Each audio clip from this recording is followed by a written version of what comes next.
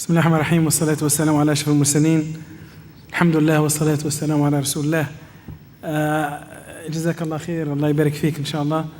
I would like the purpose of this, not only alhamdulillah, inshallah, we're going to open the discussion, but also it's a learning opportunity.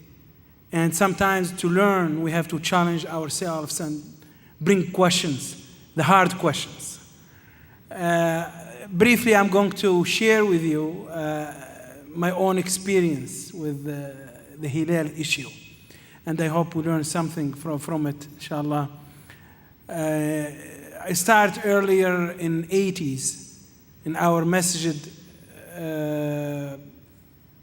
listening to the radios, not watching the Hilal, but listening to the radios and follow the first one who announced that tomorrow is Ramadan. And it happened in 1982. A group of our young youth in our masjid, we attend club, astronomy club. And we started learning basic of astronomy. In 1984, it was an eclipse in our city. And this eclipse, we know, based on the information that we learned, that the eclipse cannot happen. It's the sign, it's the seen birth of the moon. Because the eclipse happened when the moon passed. It was, for example, here Sha'ban, and pass. This is the Iqtiran, we call it. And the eclipse happened there. And after that starts the birth. So at this end of Sha'ban, or at this moment, it happened, the eclipse, before the sunset. And we are looking to the eclipse started, and the moon set, eclipsed, didn't finish. And the moon, the sun set. Means, from astronomy perspective, the moon didn't pass yet. Because when it set, it still didn't finish the eclipse. But 2 hours before the sunset in our city, it's been an announcement in one of the radios that tomorrow is the first day of Ramadan. It was the biggest shock for us, young. What's going on? It's impossible to see the moon that we saw. It didn't finish the birth.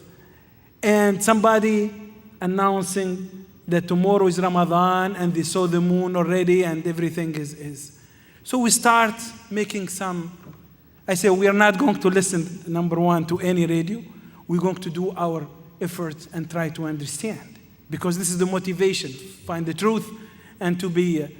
So we start studying more and try to understand. Until our research or our study led us to a strange place, to the cemetery of our city. We have one of the oldest Islamic cemetery in North Africa. There is some of the tabi'een, there is children of the Sahaba there, Abdullah ibn Umar. It's called the cemetery of Quraysh. And it happened, the cemetery, if you look to Google to this, cemetery is third of the city, big cemetery. But it happened that we find this book published in 1958. It collects all the stones, the gravestones, with all information about what's written in it.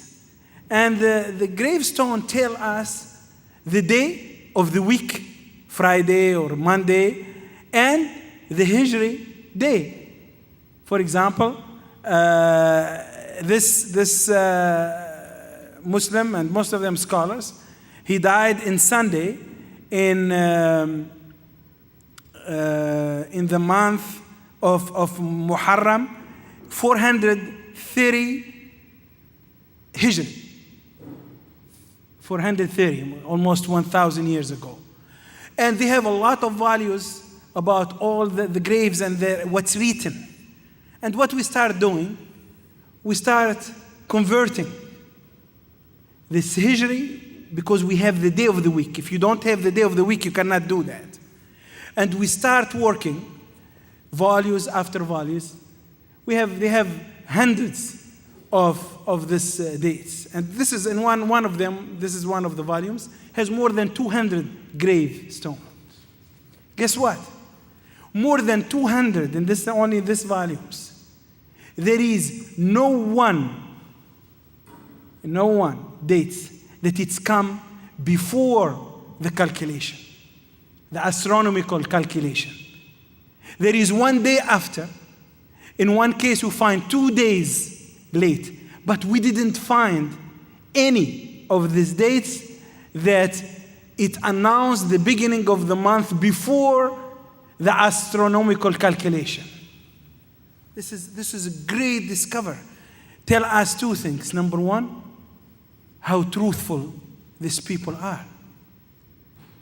And I'm not talking about this values is the 5th century, from 400 exactly 400 Hijri until the end, until 489, and in this book. So these people for hundreds of years, nobody came and said, I saw the moon before the moon appeared. And in the last 25 years,